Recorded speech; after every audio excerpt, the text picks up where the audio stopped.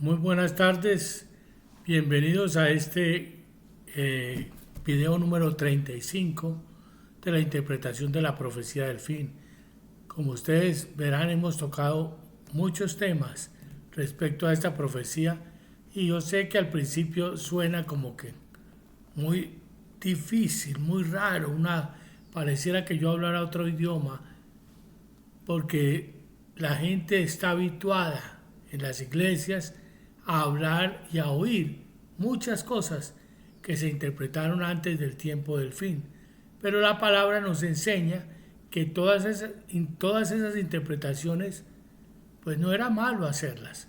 Lo malo es darlas como fundamento de fe, porque una cosa es entender que una hipótesis, si a mí se me dice algo, yo puedo sacar de lo que haya de suceder, yo puedo imaginarlo y decir, no, lo que va a pasar es esto y esto.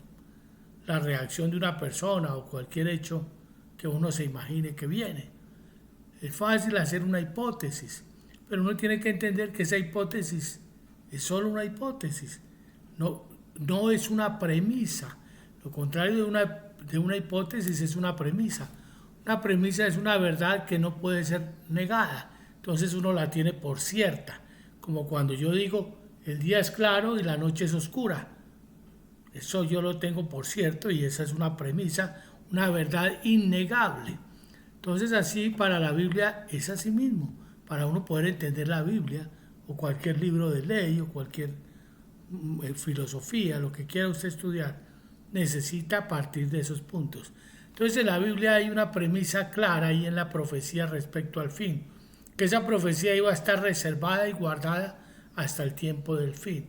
Entonces muchos hicieron hipótesis y entonces se pusieron a pelear unos con otros, a debatir, y entonces dicen, hay unos que creemos que que el rapto viene antes de que venga la tribulación, y otros dicen, no, el rapto viene a mediados de la tribulación, y otros dicen, no, eso es cuando termina la tribulación, y entonces el anticristo va a ser un hombre carismático, un político, porque hay muchas profecías bíblicas. Obviamente estaba cerrado y sellado, no se podía entender, apenas se podía visualizar algo porque el Apocalipsis estaba abierto, pero no se podía tampoco comprender.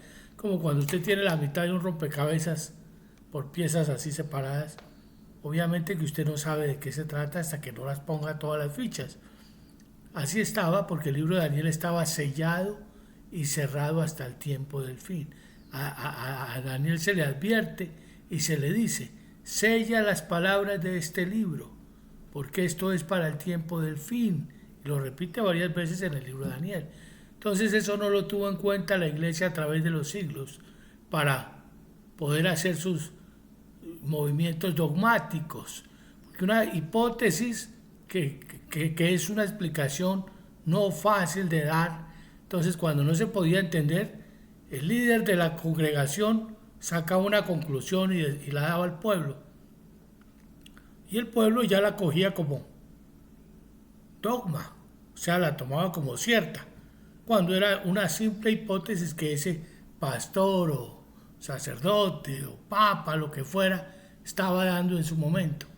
Pero eso no podía tomarse como, puede ser que pase, puede ser que no. Era la forma en que se debía enseñar. Yo recuerdo cuando yo estudié la profecía, no se me olvida, no recuerdo el nombre de mi profesor en esa época, muchacho joven, se llamaba Álvaro, y nos advirtió y nos dijo, esto es solamente una hipótesis.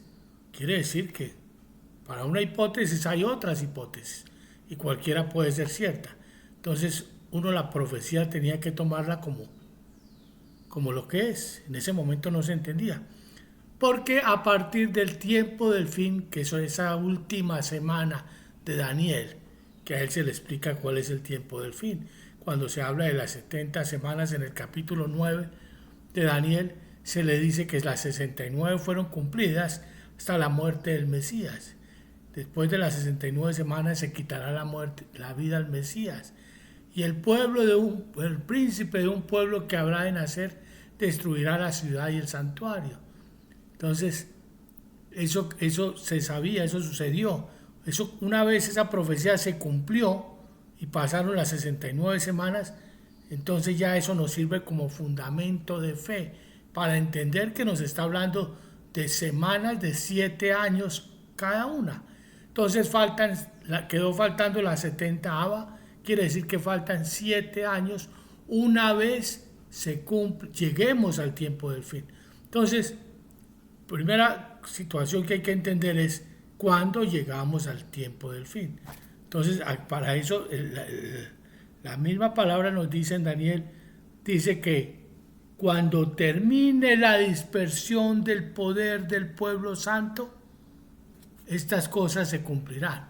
O sea, se cumple la última semana. Cuando termine la dispersión del pueblo santo. Entonces, muchos cogieron allá en el alboroto y la alegría, cuando Israel se constituyó nuevamente nación en el año 47. Entonces dijeron, no, ya empezó, esa fue la dispersión, terminó ya. Si así hubiera sido, a los 7 años debía cumplirse, haber llegado el Señor, porque llegaba a terminar la prevaricación, a poner fin al pecado.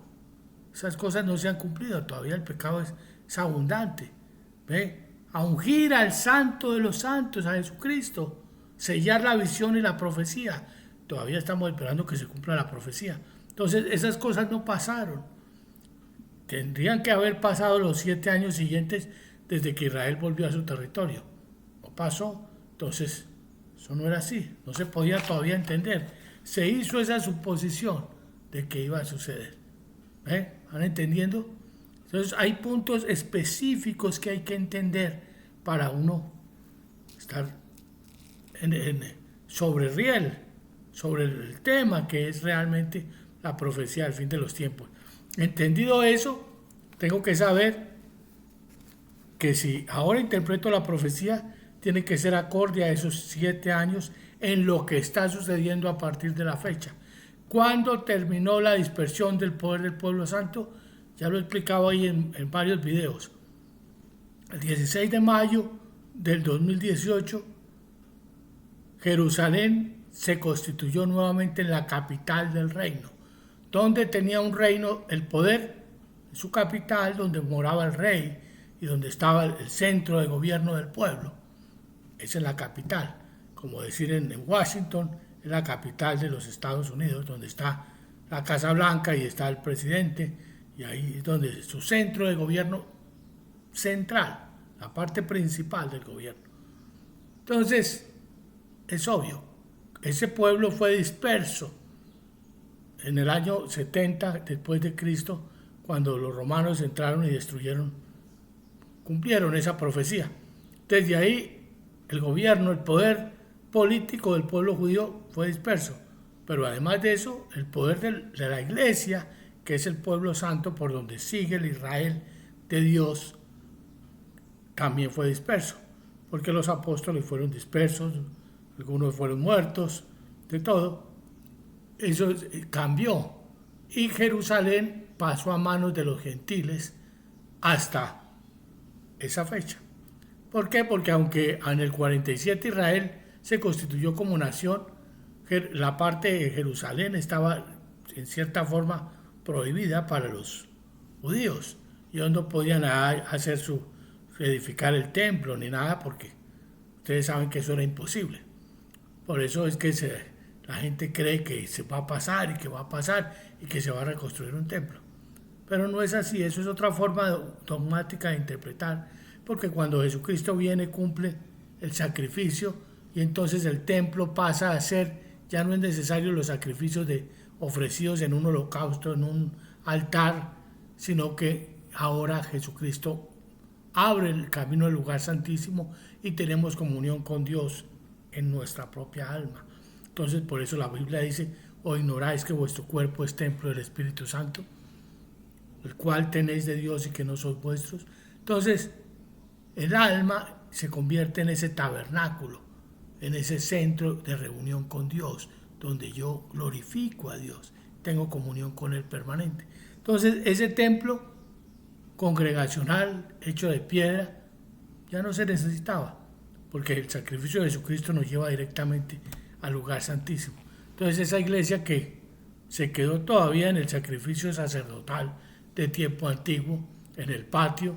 Acuérdense que ya les he explicado en esos videos, pueden mirarlo anteriormente, cómo el templo estaba dividido justamente en esa parte del lugar santo y el lugar santísimo, y el patio exterior donde el pueblo se paraba a esperar que el sumo sacerdote presentara los sacrificios.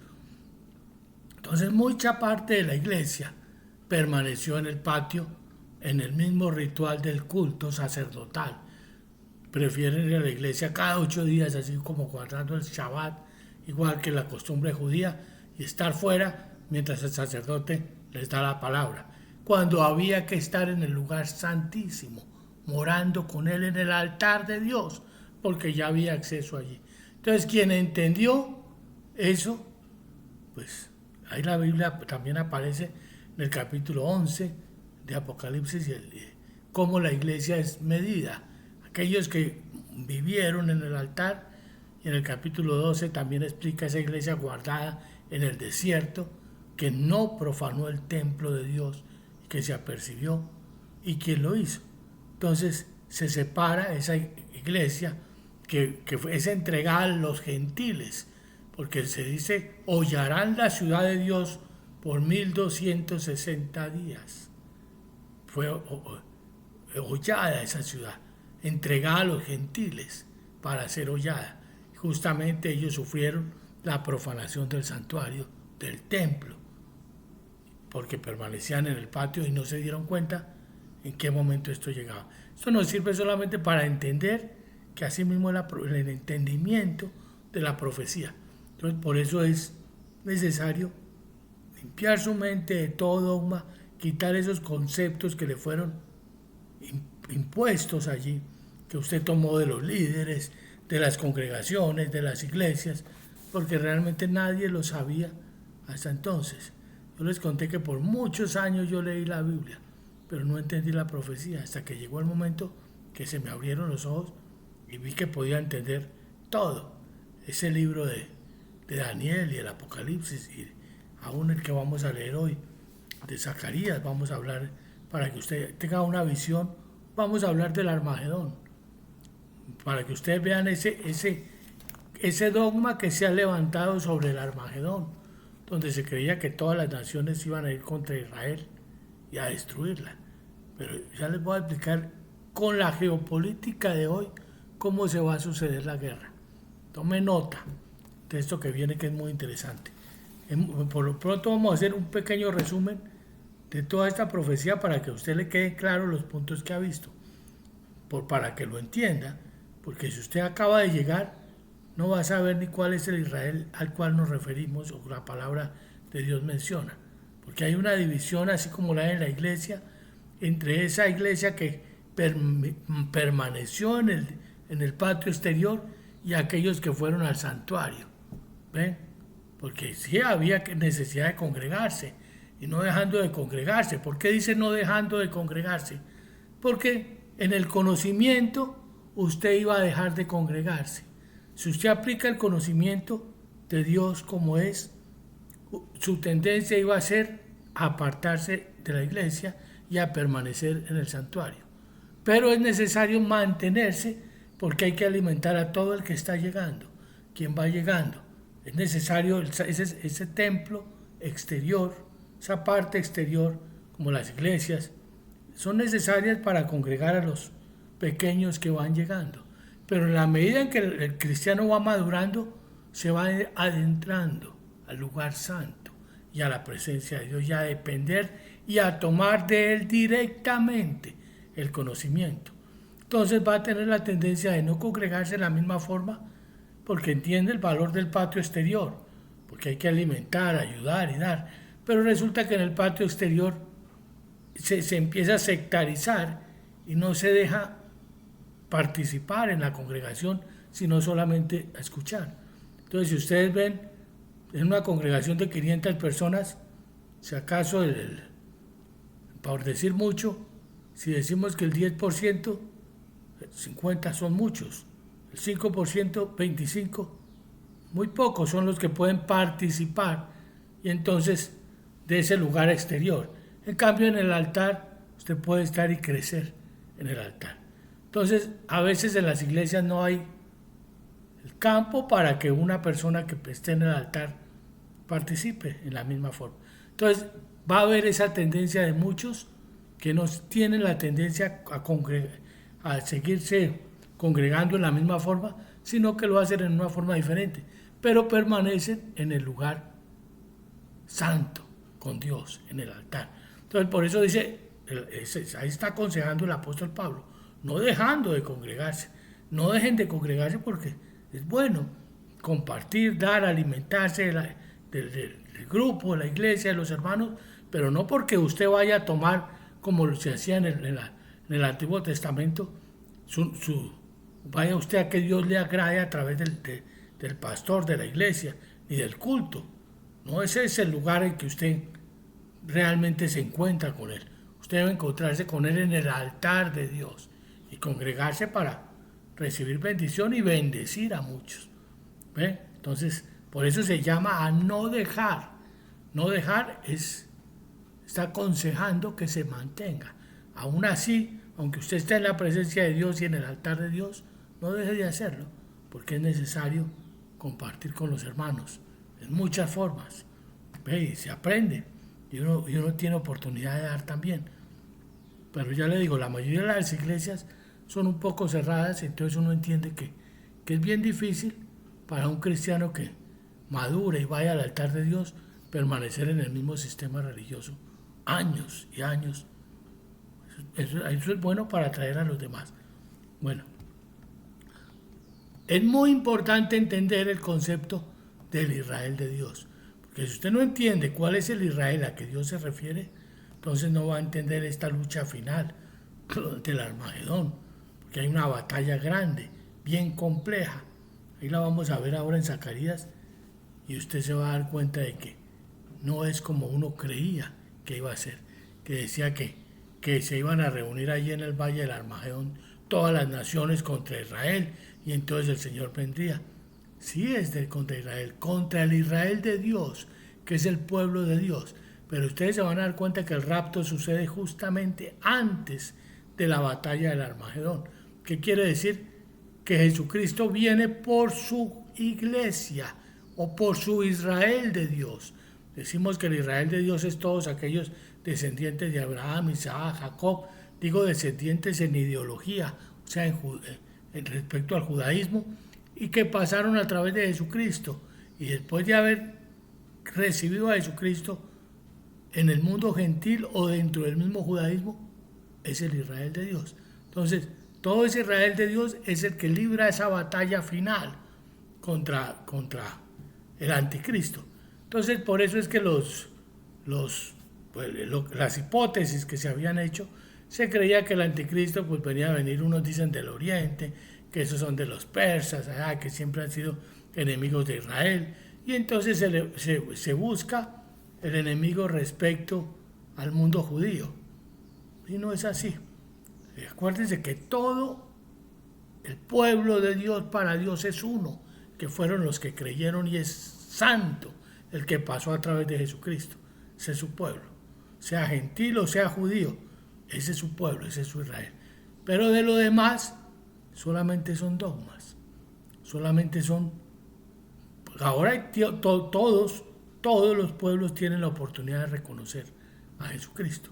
Entonces las naciones que se unen contra ese sistema, pues van a librar la batalla. Pero si ustedes ven hoy el mundo en la geopolítica, Israel es usado, estoy afirmándole yo en esta profecía ya revelada, que el reino del anticristo usa al pueblo judío. ¿Para qué? Para provocar la guerra en el mundo entero y provocar esta guerra que viene. Porque el pueblo judío ha sido odiado realmente, porque es la mano de Occidente metida allí.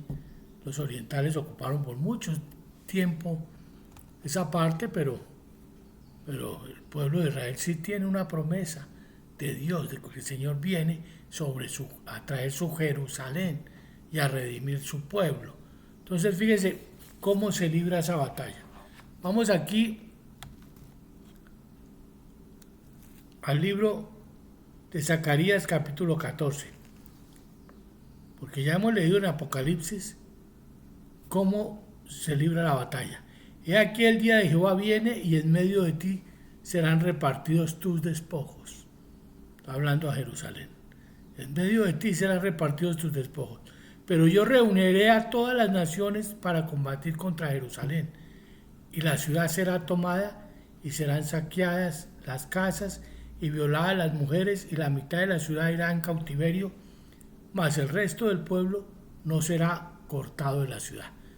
Vean, entiendan cómo se desenvuelve esta guerra. El anticristo engaña a la iglesia y engaña a Israel como pueblo también. Entonces hace que Israel hoy en día, que creyendo las promesas del anticristo, que es ese sistema político de 7 naciones, 7 cabezas y 10 reinos, que ya lo hemos visto varias veces, cómo se conformó esa alianza, ese poder político fuerte que domina hoy el mundo, que obviamente Europa y Estados Unidos que conforman esa alianza, Canadá, Estados Unidos, Francia, Italia, Alemania, Reino Unido y Japón. Ya les hablé para que ustedes mismos buscaran la historia del G7 y se dieran cuenta cómo pues trabajaron juntos controlando la población por mucho tiempo. Entonces, ahora es un reino fuerte, tiene mucho poder. Y gracias a la prevaricación, no les puedo explicar aquí porque ya lo he dicho mucho, ¿qué es la prevaricación? Pues lograron profanar el santuario, el templo de Dios. Gracias a ese, ya les he explicado que la prevaricación es el crimen que comete el gobierno contra el pueblo.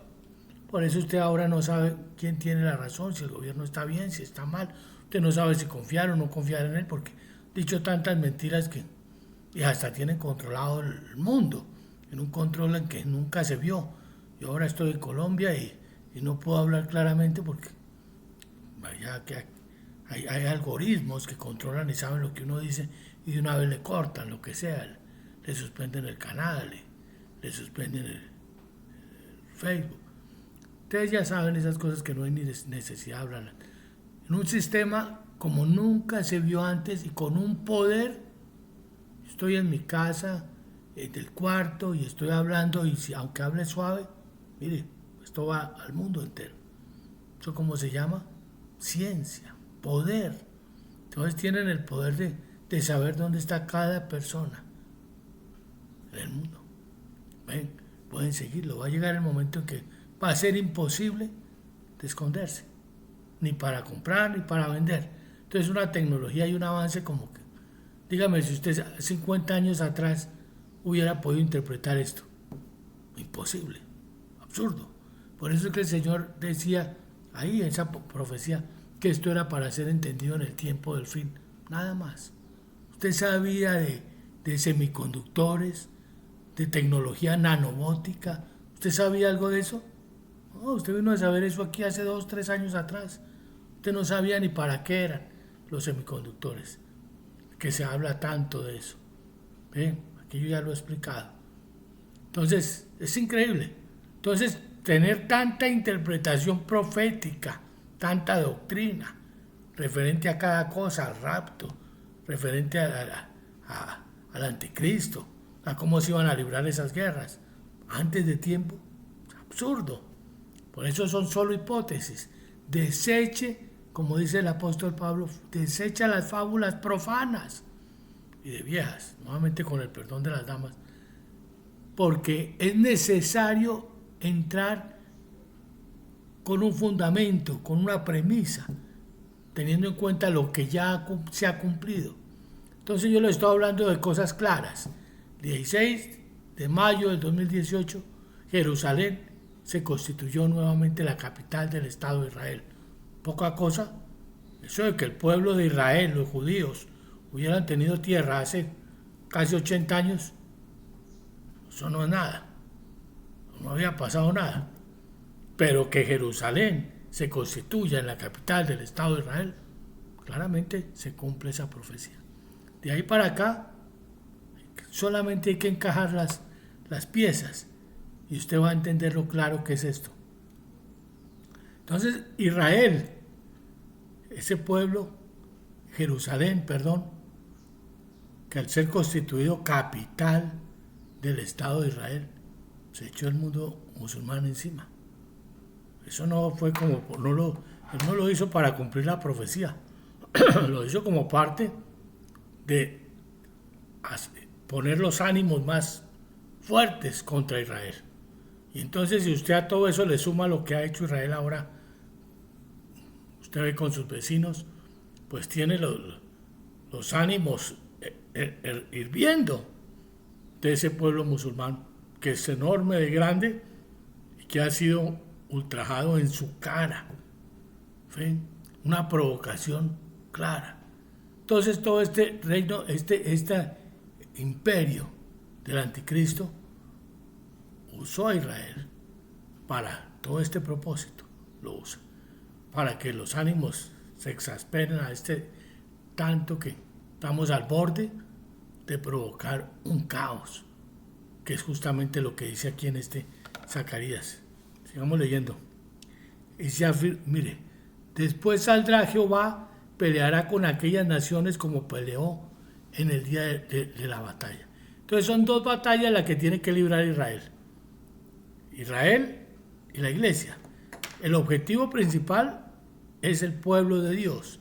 Pero acuérdense que Israel, hoy en día todo el mundo lo ve como el pueblo de Dios, y el anticristo también es parte de eso, logró hacer alianza con ellos, y entonces lo tiene en la mira, no para guardarlos, para destrucción, porque los puso el centro de la guerra. Ellos son el centro de la guerra. Entonces ese primer embate va contra Israel, las demás naciones que se unen, pero no es exactamente contra Israel, sino contra el reino del anticristo. Entonces, allí vienen todas las naciones y se cumple aquello de Gog y Magog, del capítulo 37, que ustedes tienen que entender de Ezequiel, donde se habla de esa guerra de Gog y Magog, cuando vienen todas las naciones allí. Y efectivamente, el anticristo tiene poder para detenerlos y derrotarlos. Pero mire, para que usted entienda el versículo siguiente, porque todo eso va viendo que es confuso, porque se habla de lo que va a suceder y de lo que pasa anteriormente a eso. Este no va en orden, va bien, hay que ponerle más atención para que pueda entender esto. Definitivamente se afirmarán sus pies cuando el Señor venga en aquel día sobre el monte de los olivos que está frente de Jerusalén al oriente. Y el monte de los olivos se partirá por el medio hacia el oriente y hacia el occidente, haciendo un valle muy grande. La mitad del monte se apartará hacia el norte y la otra mitad hacia el sur. Eso ya es cuando Él regrese, pero ahora antes. Y huiréis a los valles de los montes, porque el valle de los montes llegará hasta Asal. Huiréis de la manera en que huisteis por causa del terremoto en los días de Usías, rey de Judá, y vendrá Jehová mi Dios con él, y con él todos los santos. Fíjense que aquí ya está hablando en el momento en que regresa Jesús, pero ya viene con todos los santos. ¿Ve? Cuando está hablando de la batalla final, pero ya los santos fueron llevados. Por eso hablamos de que esa era la séptima trompeta. Después de la séptima trompeta viene la ira de Dios, se derraman las copas de la ira, y entonces al final, esa séptima trompeta, la lucha de esos 200 millones que dice allí, de soldados, y entonces es cuando se reúnen contra Jesucristo. Después, y acontecerá que en ese día no habrá luz clara ni oscura. Será un día del cual es conocido de Jehová, que no se dirá ni día ni noche, pero sucederá que al caer la tarde habrá luz. Acontecerá también en aquel día que saldrán de Jerusalén aguas vivas. Esto ya lo dice el libro de Apocalipsis, pero esto ya cuando el Señor está. La mitad de ellas hacia el mar oriental y la otra mitad hacia el mar occidental en verano y en invierno. Y Jehová será rey sobre toda la tierra en aquel día. Jehová será uno y uno su nombre. Entonces miren, el objeto de todo es que Dios va a reinar en medio de ese pueblo. ¿Cuál es el pueblo? El Israel de Dios, porque la que baja es la Jerusalén de Dios, donde no va a entrar sino el del Israel de Dios, o sea, el que, la iglesia, y el que ha sido parte de ese proceso de ese Israel de Dios hasta a través de Jesucristo. Y el Señor va a ser el rey. Bueno, ahí está, ahí viene la parte, pero mire cómo qué pasa en intermedio. Toda la tierra se volverá como llanura desde Jeba hasta Rimón, al sur de Jerusalén, y éste será enaltecida y habitada en su lugar desde la puerta de Benjamín hasta el lugar de la primera puerta hasta la puerta. Y morarán en ella y no habrá nunca más maldición, sino que Jerusalén será habitada y confiadamente. Esto ya es en el reinado del Mesías.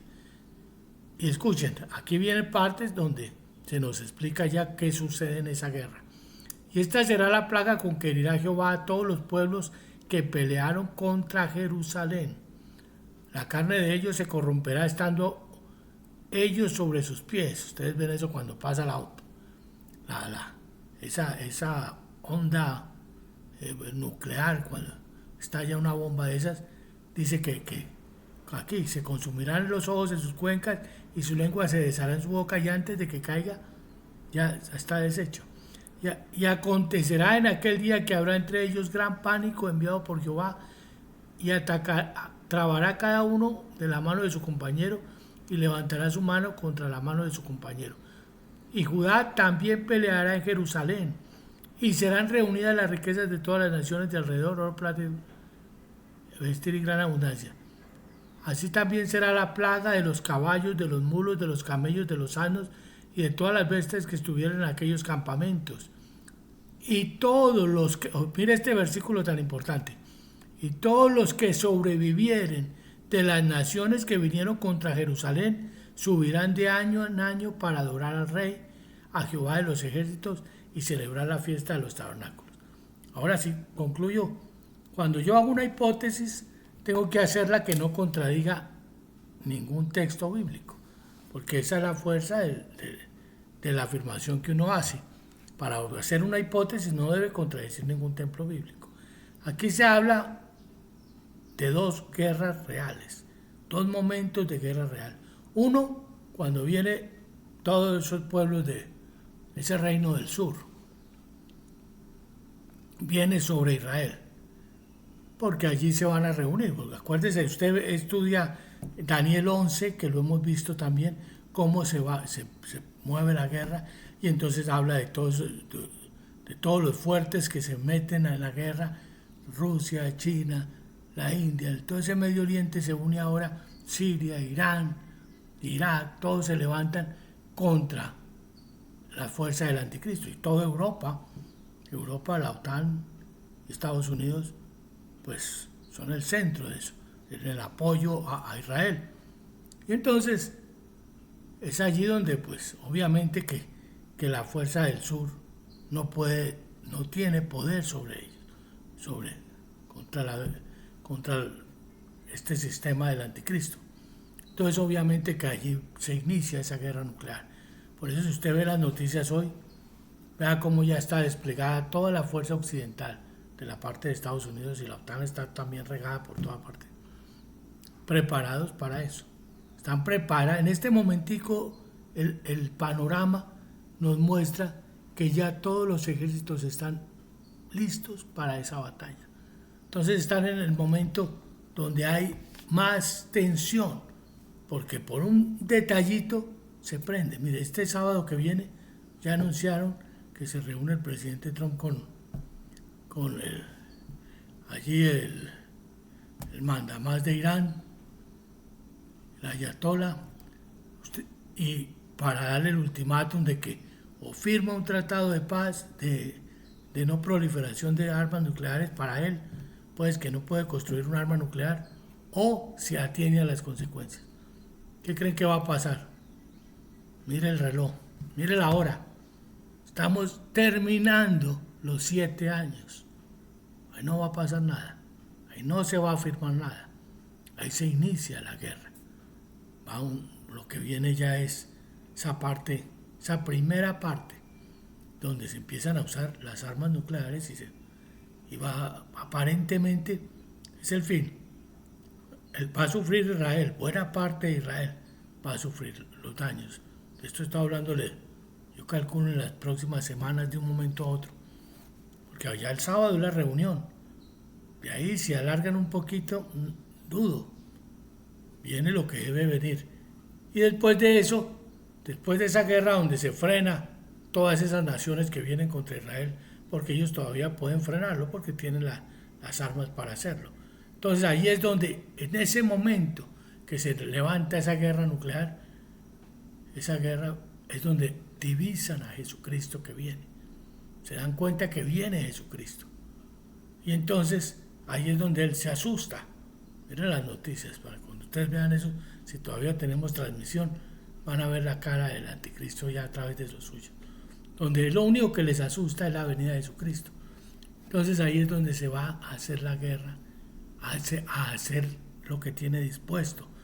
No es que se pare esa guerra, pues se para un poco la matazón contra todas estas naciones que fueron contra Israel. Pero se acuerde que el versículo que leímos, esas naciones, los que sobrevivan de ahí, van a quedar para llevar su ofrenda a Dios, van a ser sometidos. Por eso esas son las otras bestias que no van a ser destruidas, sino son dejadas. ¿Ve? Mientras que la bestia de 7 cabezas va a ser del todo quemada y destruida, va a ser descuartizada. O sea, ese poder político termina de Occidente. Termina de generar todo el poder humano, pero especialmente para ellos hay destrucción. Mientras que las otras naciones van a quedar. Entonces se suspende allí, se frena un poco eso, porque se va inmediatamente a hacer la guerra contra los santos. Y es donde se empieza ese momento rápido. Ya no pudieron hacerlo en el tiempo que habían planeado, sino que hubo necesidad de acelerarlo porque se vio la venida de Jesucristo. Entonces es ahí donde se van inmediatamente a colocar, a cumplir ese capítulo 13 de Apocalipsis, y hacía que a todos, grandes y pequeños, ricos y pobres, libres y esclavos, se les pusiese una marca en la mano derecha o en la frente, y que ninguno pudiera comprar sino el que tuviese la marca o el número de su nombre. Entonces allí se cumple eso. ¿Ve? Y entonces inmediatamente el anticristo dice como 3 espíritus de demonios que manda sobre la tierra, ya lo que tiene el control, a los que hay, a convocar esos reyes a prepararse ahí mismo, en el valle del Armagedón, listo para atacar a Jesucristo. ¿Sí se dan cuenta? Entonces se libra esa última batalla, que ya es cuando Jesucristo baja con su pueblo, porque fue raptado en la séptima trompeta. El Señor saca a su pueblo en ese momento, porque viene ese momento de resistencia donde el que no se dejó poner la marca y esperó esos 45 días donde no puede comprar ni vender, sino que espera que Jesucristo regrese. Entonces por eso muchos dirán, ahí está él aquí. Usted escóndase, que no crea, porque ese es tiempo de persecución y tiempo en que los testigos vamos a batallar hasta el final, donde hay que caer por Cristo, para que el Señor cuando aparezca nos levante y nos diga, subid acá, que ese es otro dogma que había, que se decía que los 2 testigos, ¿quiénes serían? Que serían Moisés y Elías, o que íbamos a entender en esa época. Pero ya también ahí está, entre los videos que les he hecho, los 2 testigos son la iglesia del Señor, de aquellos que se aperciben, de los que no profanaron el templo y de los que lo profanaron, pero se vuelven con todo. Dicen, no, yo ya no me dejo meter otro gol, ni de riesgo. Y entonces está dispuesto a morir por él. Todo esto es muy claro. Yo los invito a repasar los videos, repásenlos. ¿Cuál es el detallito que yo tenía confuso? Era sobre el reino del sur. Que el reino del sur, esa batalla ya se estaba librando. Yo sí veía que el tiempo se estaba acabando. ¿Y dónde está el reino del sur? Y no era China. China se entra al final, pero no es considerado el reino del sur, porque ¿dónde está el sur de qué? No es de Israel, porque está al norte de Israel. El sur de donde está el reino del anticristo, que es donde está justamente al sur de Europa, está Israel. Y está ese imperio medio persa. Ese imperio, todo eso, Siria, Irán, Irak, todo eso está al sur de Europa. Entonces ese es el reino del sur. Y esa guerra se ha librado contra ese reino del sur.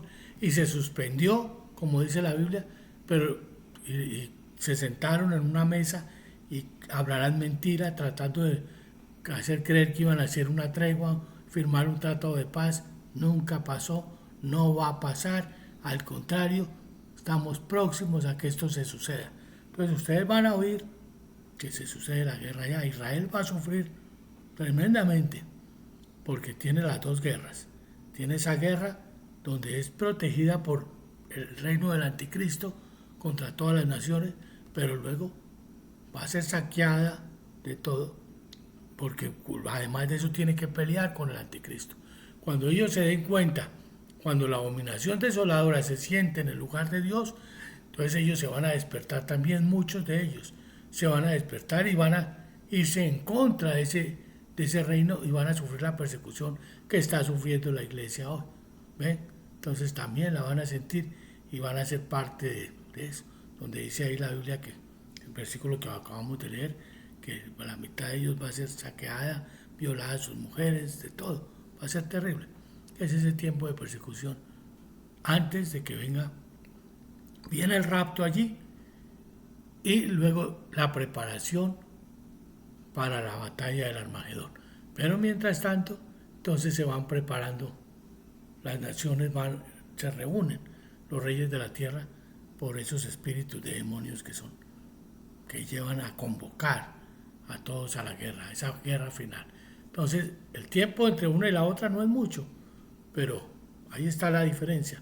Se libran no una batalla es la que se libra con el reino del sur y todas las naciones que vienen contra Jerusalén, respaldadas por el reino del norte, ese imperio del anticristo que está al norte del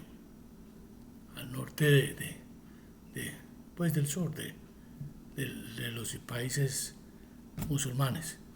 Está todo muy claro. ¿Se entendieron?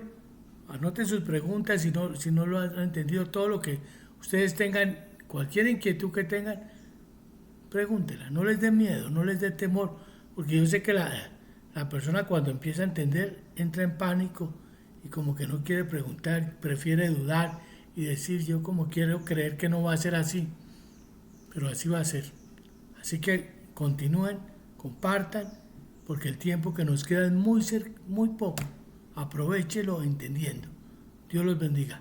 Nos vemos próximamente.